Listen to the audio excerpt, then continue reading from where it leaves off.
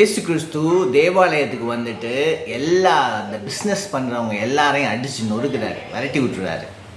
அப்போ அவர் சொல்கிறாரு, என்னுடைய தேவாலயம் ஜப வீடாக இருக்குது, எல்லா ஜனத்துக்கும் ஜப வீடாக இருக்குது, நீங்கள் அதை கள்ளர் குகையாக்கினீர்கள் அப்படின்னு சொல்கிறாரு. திருடர்களின் குகை அப்படின்னு சொல்லி தேவாலயத்தை சொல்கிறாரு. ஏன் அந்த அளவுக்கு மணி பிஸ்னஸ் அங்கே ப்ளே ஆகுது. அப்போ இன்றைக்கி நம்முடைய சர்ச், நாம் போகிற சர்ச் எப்படி இருக்குது நீங்கள் யோசிச்சு பாருங்க. அது எல்லா ஜனத்துக்கும் ஹவுஸ் ஆஃப் ப்ரேயரா, ஜப வீடாக இருக்குதா, இல்லை திருடர்களின் குகையாக இருக்குதா? திருடுற பசங்க அங்கே இருக்கிறாங்களா? திருடர்கள், பிஸ்னஸ் பண்ணுறவங்க, பிஸ்னஸ்னால் சர்ச்சு மினிஸ்ட்ரியவே பிஸ்னஸாக காணிக்க காசு பார்க்கணும்னு நினைக்கிறவங்க, இவங்க தான் அங்கே குழுமி இருக்கிறாங்களா? நீங்கள் நல்லா யோசிச்சு பாருங்கள். இன்றைக்கி உங்களுடைய சபை எப்படி இருக்குது?